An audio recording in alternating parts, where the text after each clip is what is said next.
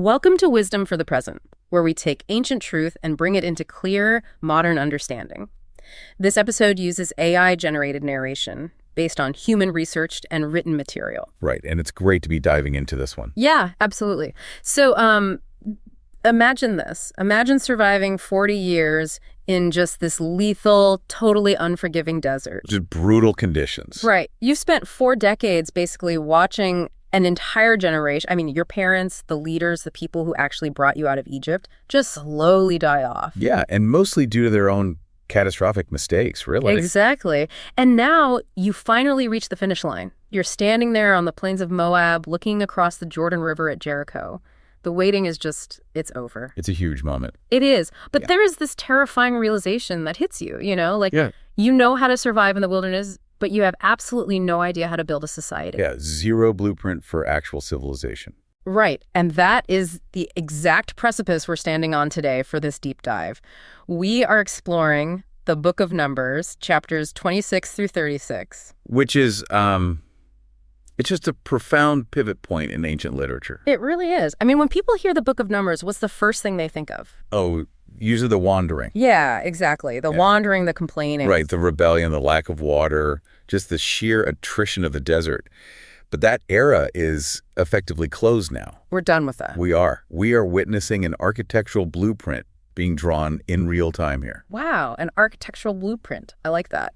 Yeah, because this text is about people fundamentally shifting from a mindset of, mere daily survival to a mindset of inheritance. Like institutional stability. Exactly. Statecraft. How do you construct the legal, the social, and frankly, the psychological scaffolding of a new civilization after a prolonged period of profound crisis? Okay, let's unpack this, because to build anything sustainable, I mean, you can't just start laying bricks blindly, right? No, definitely not. There is a required first step to any major transition, whether we're talking about a nation or just, a personal life change. You have to take an honest, unflinching inventory of what you actually possess. You have to know what you're working with. Exactly. And that brings us to chapter 26, which is the second great census of this narrative. Right. Now, reading a census might seem like reading an ancient phone book, right? It's just lists of names. But there is this incredible weight to these numbers. There really is. I mean, the book is titled Numbers for a reason, Right. It's not just a clever title. No, the narrative is completely bookended by these two massive demographic surveys. So the first one was way back, right? Right. The first census took place all the way back in chapter 1 at Mount Sinai, like right after the Exodus. Okay. And that was fundamentally a military draft. Just a head count of the fighters. Exactly. Right. A raw head count of men who could hold a sword to protect this very vulnerable, fleeing refugee population. But this second census is different. It is. This one, taken on the plains of Moab, serves an entirely different mechanism. Yes, it counts the military-aged men, but the text makes it really clear that this is an economic and societal ledger. So it's about the land. Yes. It's the mathematical foundation for the equitable distribution of the land they're about to conquer. It's almost like reading a nation's vital signs after a decades-long chronic illness. That's a great way to put it. You can literally see the scar tissue right there in the data. Like, the text points out this chilling fact. Among the roughly 600,000 men counted in this second census, there is not a single individual left from that first count at Sinai. Except for 2 people. Right. The sole exceptions being Joshua and Caleb. It's the absolute fulfillment of the consequence handed down after their rebellion at Kadesh Barnea years ago. It's staggering when you really think about the math of that. It is. The ledger proves that the old era is definitively physically dead. And if you look closely at the internal distribution among the tribes, the data reveals this compelling sociological story. Because the total number didn't change much, right? Exactly. The aggregate population of the nation remained remarkably stable over those 40 years, hovering right around that 600,000 mark. But inside that number. Right. Inside that number, the fortunes of individual tribes fluctuated wildly. Right. And those fluctuations are directly tied to leadership and culture behavior. Yeah, I was looking at the specific tribal breakdowns from our sources, and the disparity is jarring. It really is. Like, the tribe of Manasseh experienced this massive population boom. They surged to over 52,000 men. Huge growth. But then you hit the tribe of Simeon. Ah, Simeon. At Sinai, Simeon boasted over 59,000 men. Now, standing on the plains of Moab, they have plummeted to just over 22,000. They lost more than half. They suffered a catastrophic loss. I mean, that isn't just natural attrition. That is a total demographic collapse. It is a collapse, and it is directly linked to the events that transpired right before this census. At Peor, right. Exactly. The sources tie Simeon's decimation to the recent crisis at Peor. The Israelites had basically become entangled with the Midianites, falling into idolatry and severe cultural compromise. Right. It was a massive scandal. And one of the chief instigators of this crisis was a man named Zimri. And he was from Simeon. He was a prince, a leading figure of the tribe of Simeon. And he openly paraded a Midianite woman into the camp in direct defiance of Moses. Just incredibly brazen. The implication there being that as the leader went, so went the tribe, right? Precisely. Zimri's rebellion likely drew a disproportionate number of his own tribesmen into the transgression. Wow. So when the resulting plague swept through the camp as a consequence of all this, Simeon bore the absolute brunt of the devastation. Because they followed him into it. Exactly. The census is showing us that cultural decay and toxic leadership, they don't just exist in the abstract. Right. It's not just a philosophical problem. No, they yield quantifiable, devastating results for the people under that umbrella. Man, that is heavy. But, tucked right inside that same ledger of consequence, there is this fascinating anomaly that I caught. Oh, the Korah detail. Yes. So the text is running through the families of the tribe of Reuben, and it casually mentions Dathan and Abiram. Right, the co-conspirators. Right. These were the prominent leaders who allied with this guy named Korah in a massive systemic rebellion against Moses years earlier. A rebellion that ended very badly for them. Literally, the earth opened up and swallowed the conspirators. But right after naming them, the text adds this single quiet sentence. It just says, notwithstanding, the sons of Korah didn't die. And that single line carries immense psychological depth. How so? Well, in the ancient Near East, the concept of corporate solidarity was absolute. Corporate solidarity, meaning the family is a single unit. Exactly. A family shared inextricably in the guilt and the fate of its patriarch.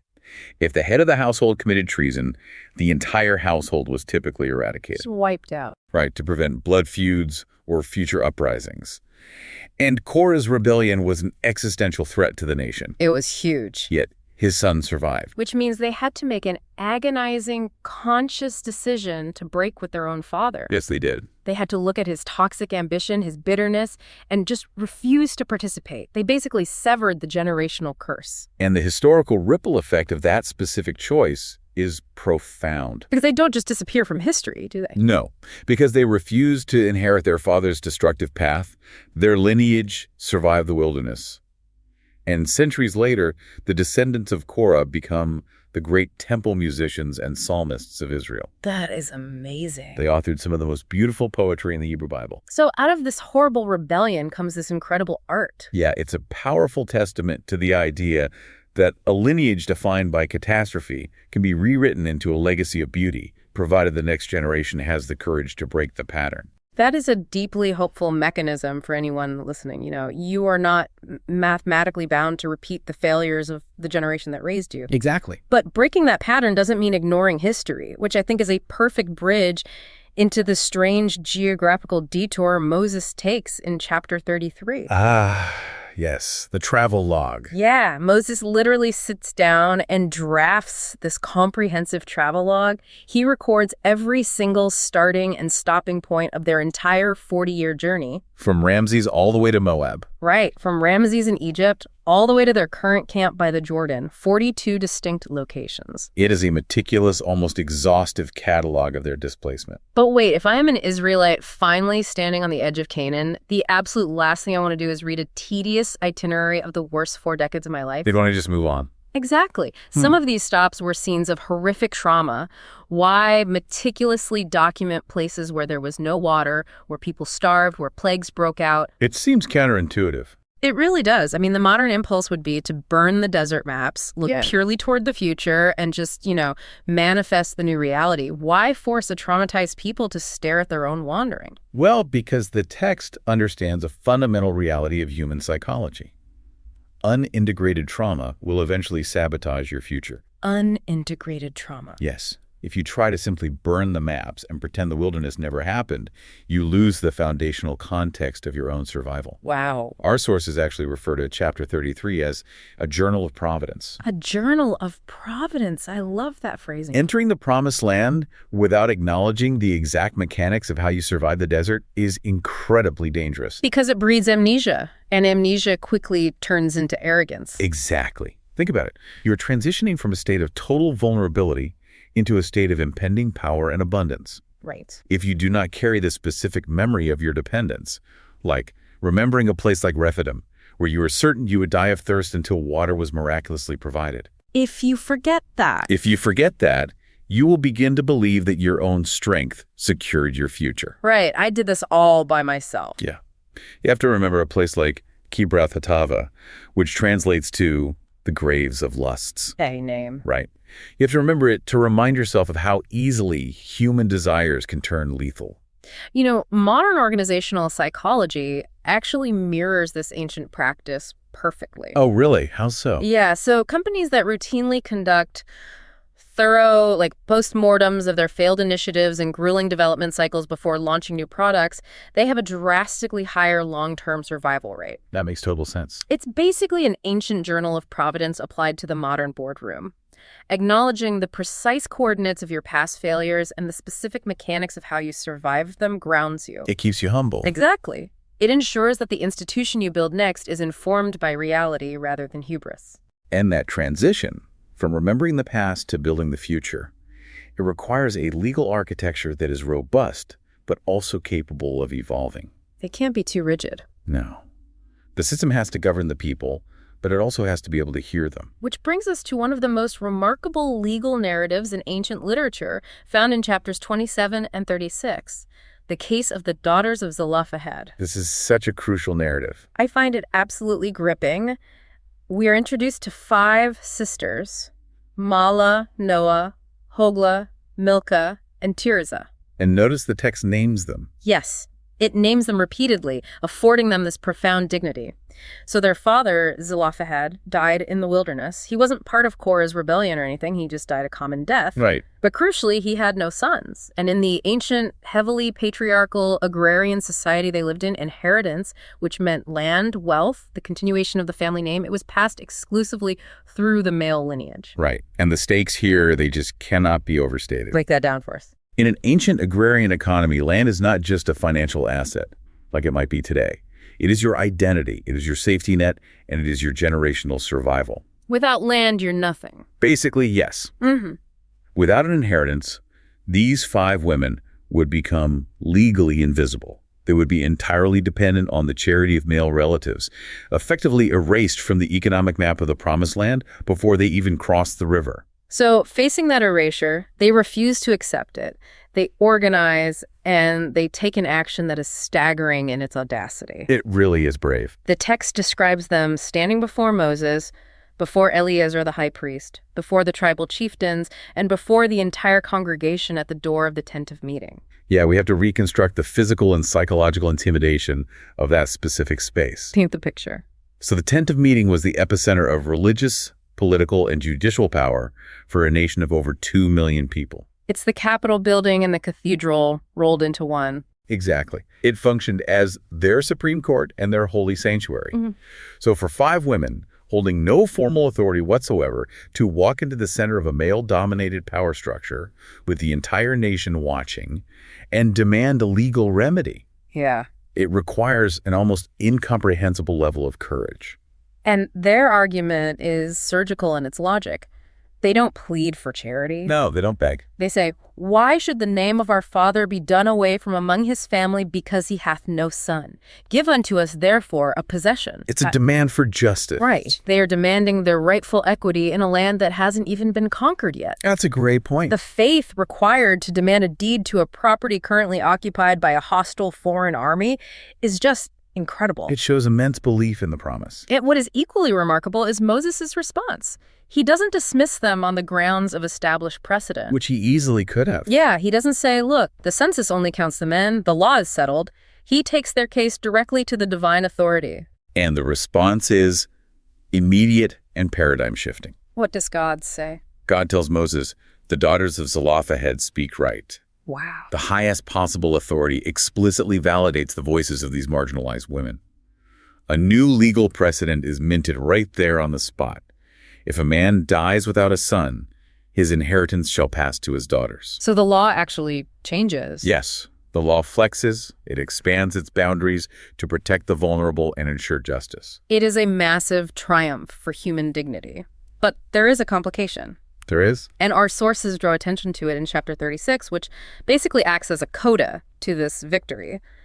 Later on, the male leadership of the tribe of Manasseh, which is the tribe these sisters belong to, approaches Moses with a logistical grievance. A very practical concern from their perspective. Right. They point out that if these women inherit the land and subsequently marry men from a different Israelite tribe, that land will permanently transfer to their new husband's tribe. Right. Over generations, the tribal borders will become completely distorted. And so an addendum is added to the ruling.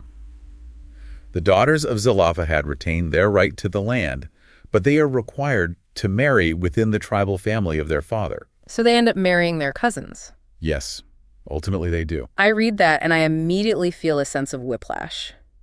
Understandably. Doesn't chapter 36 severely undercut the victory of chapter 27? I mean, to a modern reader, it looks like an entrenched patriarchy, realizing they gave away too much power and quickly stepping in to limit the freedom of these women to protect male tribal assets. That reaction is entirely valid from a modern individualistic perspective. It is a significant obstacle for contemporary readers. But this requires us to really separate the enduring wisdom of the jurisprudence from the specific socio-political survival mechanisms of the ancient Near East. Okay, how do we decouple those two things? Because they feel very tangled. We have to understand the function of land in this specific context. Yeah. This was not a capitalist system where real estate was fluidly bought and sold to build personal wealth. Right, it's not the modern housing market. No. The land was a divine grant allocated to specific tribes to ensure their collective survival and economic stability. If land constantly hemorrhaged across tribal lines through intermarriage, the carefully balanced tribal infrastructure would collapse. Which leads to chaos. Exactly. The ancient landmarks would dissolve, inevitably leading to systemic poverty for some tribes, disproportionate power for others, and eventually civil war. Wow, so the stakes were societal collapse. Yes. The restriction requiring them to marry within the tribe was not born of some desire to oppress women's romantic liberty. It was an absolute socio-political necessity to maintain the structural integrity of the nation. So we obviously don't carry their ancient socioeconomic structures forward today. Right, of course not. But the underlying mechanics of how their law operated are profoundly relevant. Exactly.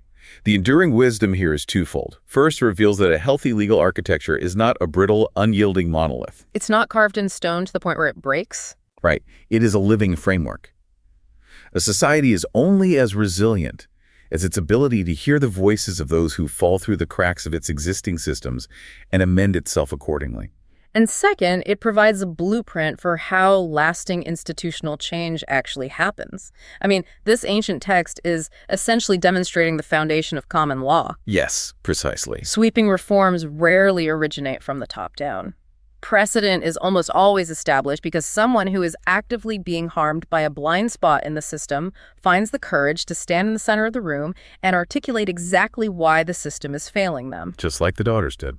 And crucially, it requires leadership with enough humility to listen and adjust the code. That flexibility in the law is vital, but it creates a glaring vulnerability. What's that? Think about it. If the entire system of justice relies on a singular, charismatic leader like Moses to hear these marginal cases, to absorb the tension, and to seek divine counsel, what happens to the nation when that leader realizes his own timeline is abruptly ending? Yes. Which brings us to the ultimate stress test for any organization. The succession plan. The hardest transition of all. In chapter 27, God instructs Moses to go up into the Mount Abarim range and look out over the land of Canaan because he is going to die. He will not cross the Jordan. It's such a somber moment. It is. This is the tragic consequence of his public failure at the waters of Meribah, where he struck the rock in frustration rather than speaking to it, failing to represent God's holiness before the people. Right. It is a devastating emotional blow. I mean, you architect an entire society in the desert for 40 years, and you are barred from stepping foot in the civilization you built. It's heartbreaking. And to understand the weight of Moses' reaction here, we really have to look at how ancient Near Eastern autocrats typically behaved when facing death. How did they usually handle it? When a king or a pharaoh faced mortality, the immediate reaction was almost always a violent consolidation of power. Right, paranoia sets in. Yes. They built massive monuments to their own ego, they purged rivals, and they obsessively maneuvered to establish their own biological children as an unquestioned royal dynasty. But Moses does none of that. None of it. Our sources emphasize a stunning lack of ego in his response.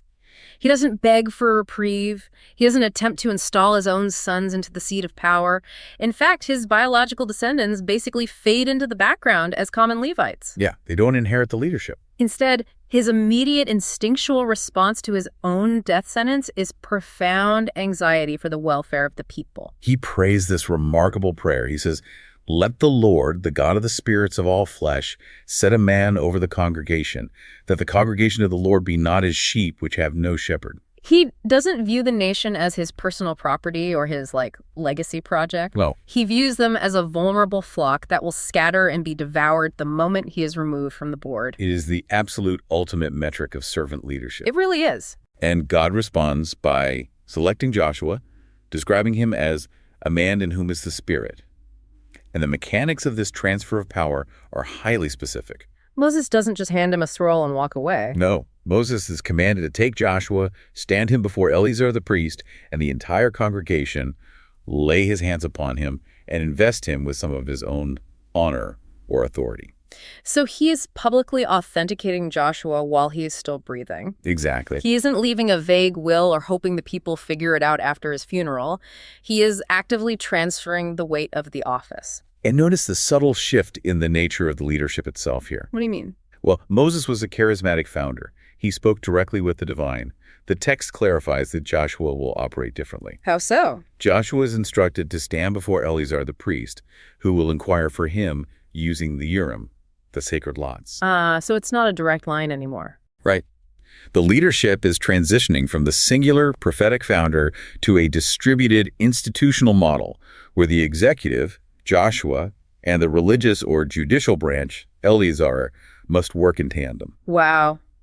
The era of the startup founder is over. The era of the CEO and the board of directors has begun. That is exactly what is happening. The application here is just unavoidable for anyone in a position of influence today. True leadership is inextricably linked to succession. You have to plan for what comes after you. Right. If you are hoarding your authority, making yourself the indispensable bottleneck for every decision just to validate your own ego, you are failing the organization. A leader's final and perhaps most crucial duty is securing the stability of the people who will remain after they are gone. Are you actively pouring your credibility, your knowledge, and your honor into the generation that will replace you? Right.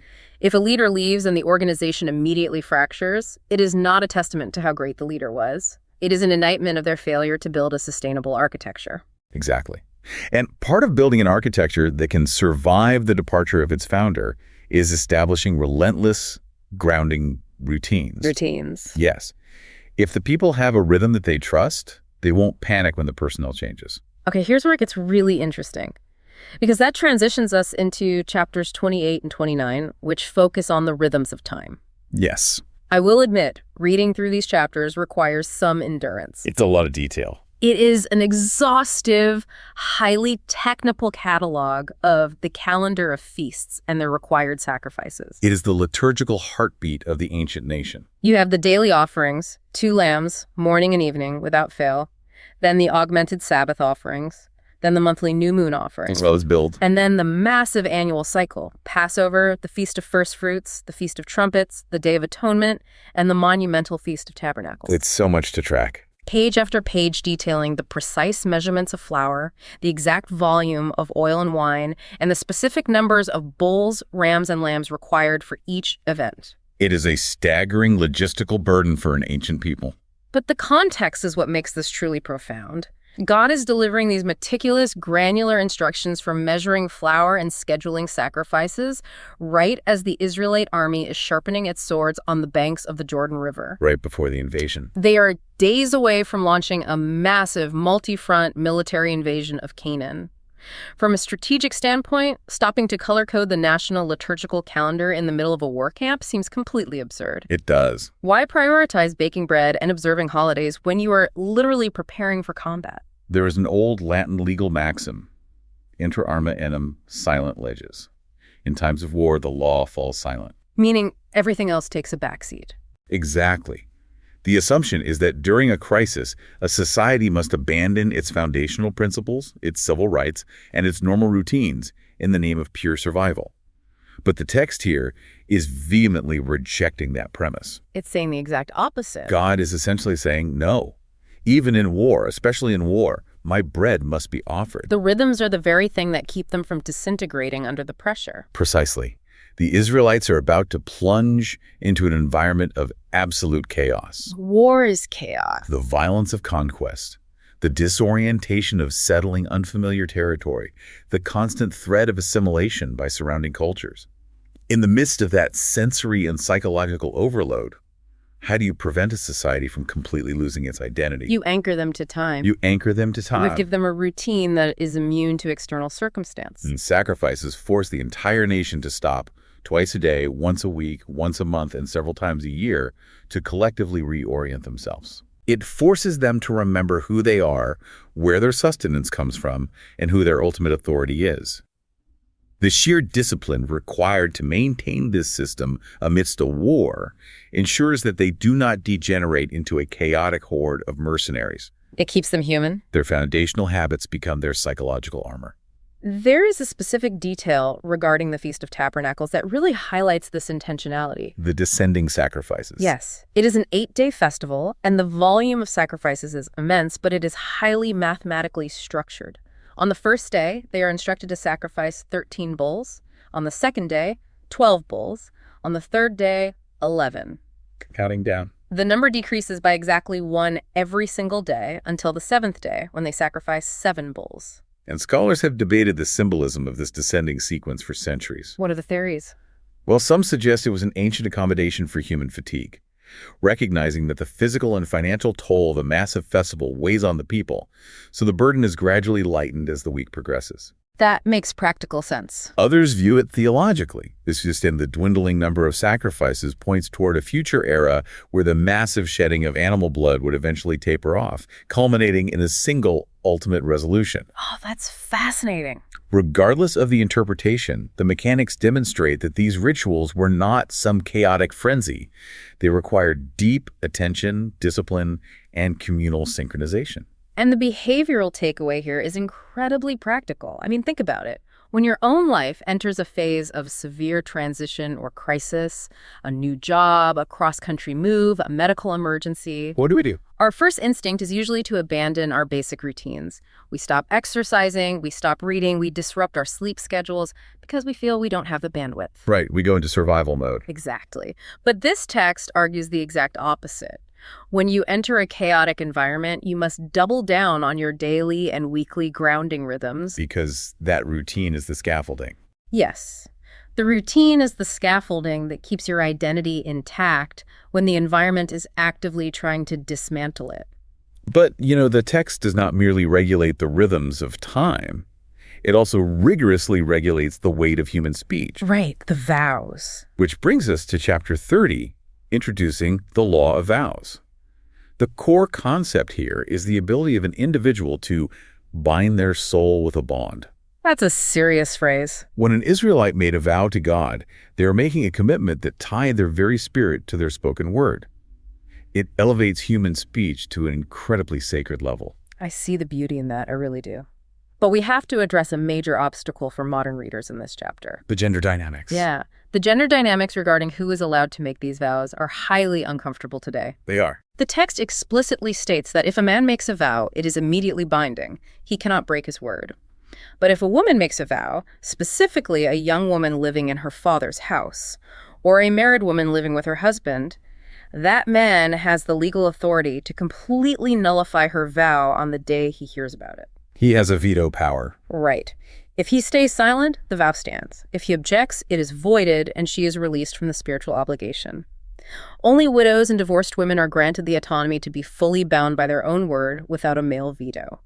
It is crucial that we face the text as it is here, without attempting to sanitize the historical reality. We can't pretend it says something else. No. We are again dealing with a legal code deeply embedded in an ancient patriarchal framework. In that society, women operated under the legal cover of their fathers or husbands. They rarely held independent wealth or property. Okay. And a religious vow in this context was rarely just a silent prayer. It often involved significant material sacrifices, dedicating livestock, crops, or substantial wealth to the sanctuary. So a zealous vow made by one person could have massive financial ramifications for the entire family. Absolutely. A severe vow made by a wife could literally bankrupt a household or completely disrupt the fragile agrarian economy of the family. Wow. Because the husband or father held the ultimate legal liability for the family's debts and survival, the law granted him the power of veto over vows to protect the collective assets from unilateral decisions. We obviously reject that patriarchal legal structure today. I mean, women possess legal autonomy, financial independence, and the full right to bind themselves to their own commitments. Yes, thankfully. So once we strip away the ancient socioeconomic mechanism, what is the enduring wisdom regarding the nature of our commitments? The underlying wisdom is actually profound, and it operates on two levels. Okay, what's the first level? The first level is the absolute gravity of our speech. In a modern culture where talk is frictionless, where promises are casually broken, and commitments are treated as, temporary preferences, the ancient concept of binding the soul is a radical corrective. It really is. We see things so casually now. It demands that we treat our spoken commitments as structurally load-bearing elements of our character. And the second level? The second level challenges our modern assumption that spirituality is a purely individualistic, private pursuit. Oh, this is good. We tend to think my relationship with God or my pursuit of enlightenment is my own business. But the law of vows demonstrates that our private spiritual commitments do not exist in a vacuum. We have a blast radius. Exactly, a blast radius. If a person makes a radical unilateral commitment, say, deciding to give away a massive portion of their income, or committing to an extreme travel schedule for volunteer work, or undertaking a severe dietary fast, it affects everybody in the house. It deeply and materially impacts their spouse, their children, and the stability of their household. The enduring principle is that individual zeal must be balanced against existing relational obligations. You can't just ignore your family for your own spiritual high. Right. You cannot leverage a vow to God as an excuse to destroy the stability of the people who depend on you. Your spiritual ambition requires communal accountability. That is a brilliant psychological insight. Our highest aspirations must be integrated with our deepest responsibilities. Well said. But speaking of the blast radius of human decisions, we must now confront what is undeniably the darkest and most difficult chapter in this entire section. Yes. The tone shifts dramatically here. The narrative shifts abruptly from the regulation of vows to the brutal reality of ancient conflict in chapters 31 and 32. This is a section that severely tests the modern reader. It details the war of vengeance against the nation of Midian. The facts of chapter 31 are just uncompromising. God commands Moses to avenge the Israelites for the seduction, the idolatry, and the resulting plague that occurred at Peor. The crisis we talked about earlier. Right, so Moses dispatches a force of 12,000 soldiers. They completely decimate the Midianite forces. They execute the 5 kings of Midian, and they track down and execute Balaam, the prophet who originally orchestrated the plot to corrupt Israel. The architect of the disaster. Yeah. The soldiers take the Midianite women and children captive, seizing massive amounts of livestock and plunder. But when the army returns to the camp, Moses is enraged. He is furious. He sees that they spared the very women who were the active agents of the plague at Peor, and he issues an order that is chilling: execute all the male children and execute all the women who have known a man. Only the young female virgins are spared as captives. It is a horrific, blood-soaked account of ancient warfare. It really is. Any honest engagement with the text requires us to acknowledge the profound moral dissonance it creates for a contemporary audience. I have to ask the obvious question here. How are we supposed to extract wisdom from a narrative about executing captives and children? I mean, it feels entirely antithetical to our modern concepts of human rights, justice, and the rules of engagement. It does. And the modern listener should feel a deep, visceral resistance to it. We must not attempt to sanitize the historical brutality, nor should we try to construct a modern ethical defense for the slaughter of captives. Right. If we do that, we lose our own morality. Exactly. If we do that, we compromise our own moral compass. The challenge here is to look past the historical violence to understand the specific theological and philosophical architecture the ancient author was trying to construct for their original audience.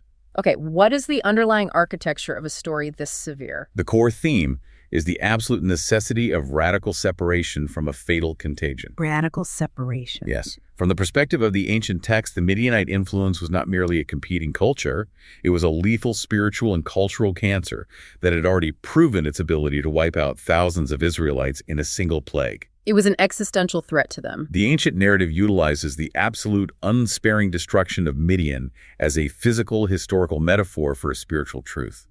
You cannot negotiate with the things that are actively destroying your soul. The severity of the violence matches the perceived severity of the threat.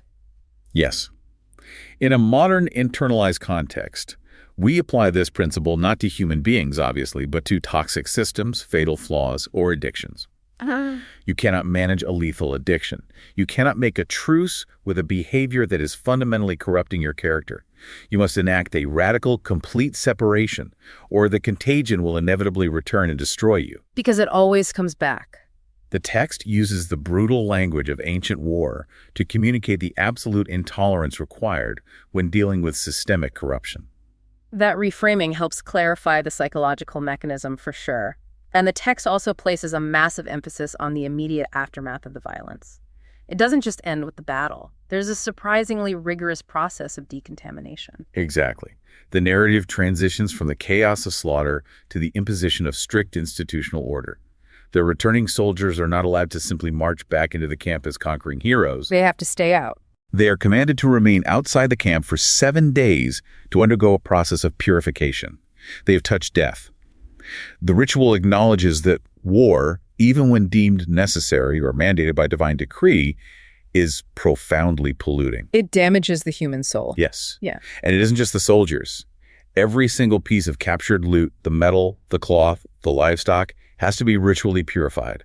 Metal must pass through fire. Cloth must pass through water. Wow, it's very thorough. Then, the entire massive sum of the spoil is meticulously counted, documented, and divided evenly between the soldiers who fought and the civilian congregation that remained behind, with a specific tax given to the priesthood. This is a crucial evolution, isn't it? It is. It marks the transition from a chaotic, bloodthirsty raiding party into a highly ordered, accountable institution. They're replacing the chaotic impulse of plundering with communal equity. And there is this remarkable moment of realization among the military leadership right after this. The officers conduct a headcount of their 12,000 soldiers and realize that not a single Israelite life was lost in the campaign. It's astonishing. They suffer 0 casualties. The statistical impossibility of that outcome overwhelms them. They recognize that their victory was entirely outside of their own strategic brilliance or martial skill. So what do? In response, they voluntarily gather the gold jewelry they captured, armlets, bracelets, signet rings, and bring it to the tabernacle as an offering of atonement and gratitude. Wow. It demonstrates a leadership class that responds to overwhelming success, not with personal greed or arrogance, but with institutional humility. But that moment of national unity is incredibly fragile. Very fragile. Because almost immediately, in chapter 32, a severe internal fracture threatens to tear the nation apart before they even cross the river. A tribal dispute. Right. The tribes of Reuben and Gad assess the conquered lands on the east side of the Jordan, the regions of Jazer and Gilead. They are pastoral tribes with massive herds of livestock, and they realize this land is prime grazing territory. It's perfect for them. So they approach Moses with a proposition. Can we just stay here? Do not make us cross the Jordan. Let this be our inheritance. And Moses' reaction is explosive. He perceives this request as an existential threat to the entire project. He accuses them of treason. He triggers right back to the trauma of Kadesh Barnea 40 years earlier when the spies discouraged the nation. He thinks history is repeating itself. Right. He says, "Shall your brethren go to war, and shall you sit here?" He accuses them of abandoning the collective mission, discouraging the hearts of the people, and risking another 40 years of divine wrath. From Moses' perspective, they are leveraging the success of the collective to secure their own personal comfort, while abandoning the rest of the nation to face the brutal war of conquest in Canaan alone. It is the ultimate failure of solidarity. But the way Reuben and Gad handle Moses' fury is a masterclass in conflict resolution. It really is. Think about it. When a leader publicly attacks your character and questions your loyalty, the natural human instinct is to escalate. Of course, fight or flight. They could have yelled back, defended their motives, or simply taken their armies and seceded from the Union right then and there. Instead, they de-escalate through a brilliant negotiation strategy. They recognize the root of Moses' fear, and they propose a compromise that directly addresses that fear. What do they offer? They say, we will build sheepfolds here for our livestock and fortified cities to keep our families safe. But we ourselves will take up arms, and we will march first into battle. They volunteer for the vanguard. Yes. We will cross the Jordan, we will fight on the absolute front lines for our brothers, and we will not return to our homes on the east side until every other tribe has secured their inheritance. They offer their own bodies as collateral to prove their commitment, and it works. Moses immediately agrees. He says, if you will do this thing, then afterward ye shall return and be guiltless before the Lord and before Israel. The mechanism here is profound.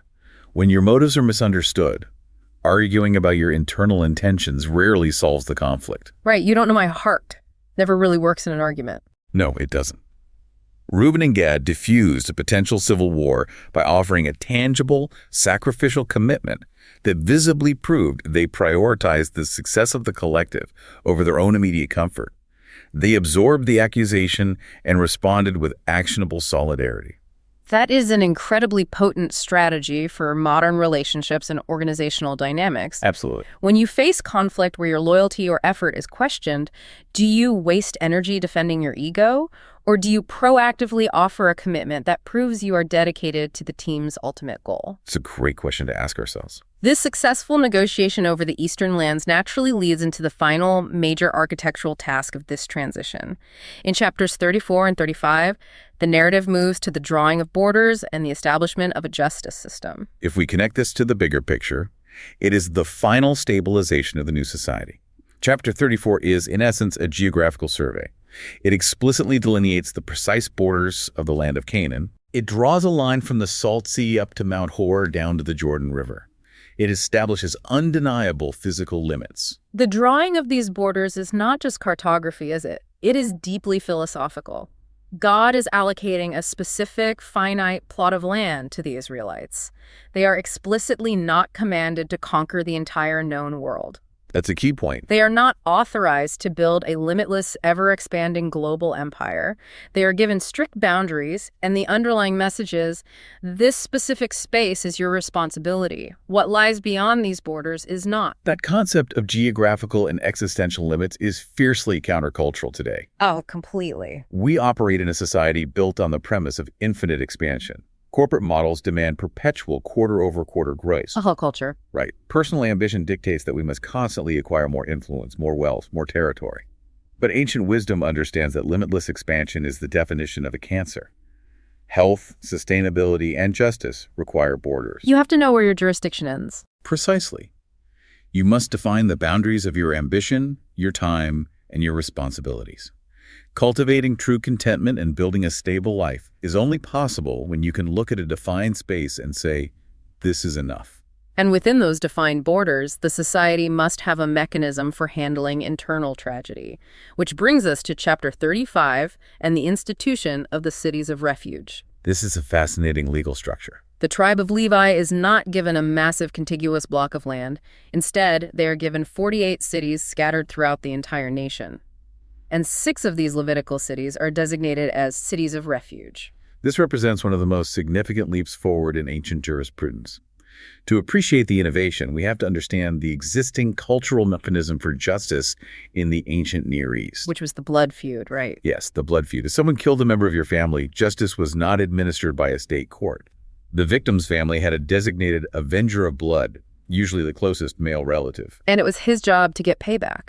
It was his absolute cultural duty to hunt down the killer and execute them.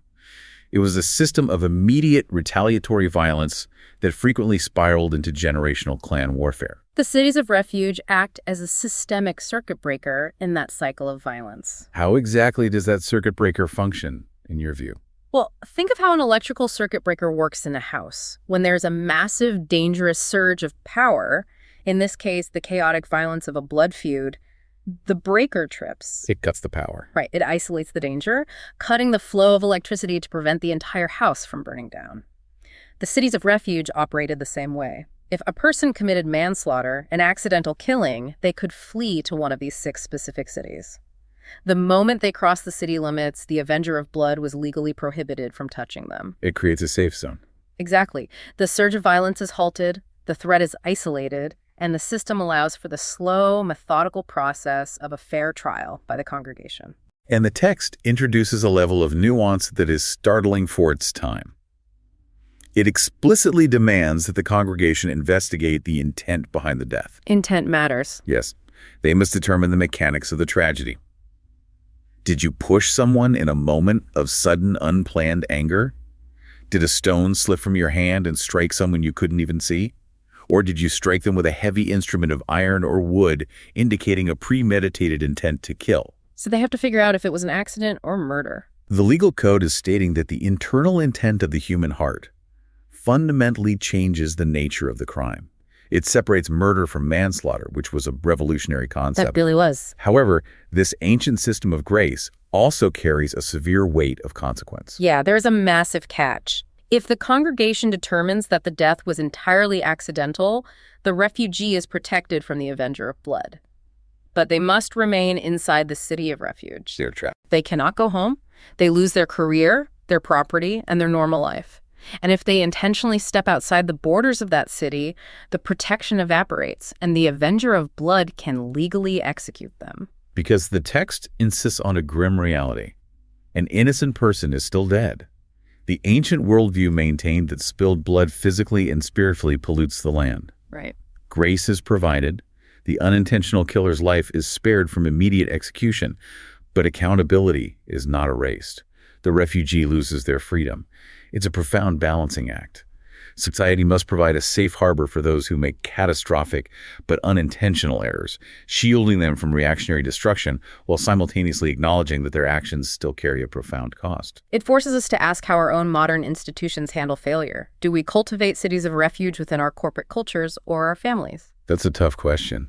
It is. When someone makes a severe but honest mistake, is there a structured mechanism that protects them from immediate career-ending retribution while they undergo a fair process of accountability? Or do we allow the modern equivalent of a blood feud, like public shaming and immediate termination, to burn the house down? A society's health is measured by how it balances consequence with sanctuary. Well put. But this brings us to the final, and arguably most mysterious component of the cities of refuge. How long is the exile required to stay in the city? The text dictates a very specific, unpredictable timeline. The refugee is only permitted to return to their home, completely free from the threat of the Avenger upon the death of the high priest. This is the final provocative thought I want to explore. Consider the mechanics of this release. The refugee does not earn their freedom through good behavior. They do not pay a massive fine. They simply wait. And yet the death of this singular anointed figure, the high priest, somehow acts as a systemic reset. His death absorbs the blood debt, balances the scales of justice, and completely nullifies the right of the avenger. The exile is suddenly free to walk home. The death of the highest representative of the people fundamentally alters the reality of the lowest exile. Yes, it reveals a deep ancient intuition that ultimate restoration, the true clearing of a ledger, the final release from a tragic past, it cannot be achieved solely through the individual's own striving or suffering. We can't fix it ourselves. Right. It requires an intervention of the highest order. It requires a systemic sacrifice that resets the entire moral economy, balancing scales that the individual refugee could never balance themselves. It challenges us to consider the nature of true forgiveness and what it ultimately costs to set an exile free. That's the heart of this section. This is Wisdom for the Present, where understanding leads to clarity, and clarity shapes how we see and live. We'll see you in the next episode.